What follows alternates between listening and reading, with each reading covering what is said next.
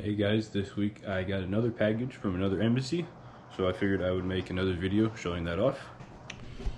So I have it all set up here. This one is from Malaysia. So you can kind of see it. It's kind of hard to see on the package here, but it says Embassy of Malaysia. It's kind of hard to see because it got a little bit of ripped there. But they sent me 3 books. So these ones right here. I haven't really got a chance to look at them yet, but I'm assuming they're kind of about maybe tourist areas. This one's probably about, like it says, Dive in Paradise. Just things like that, so I'll have a look at those in a little bit.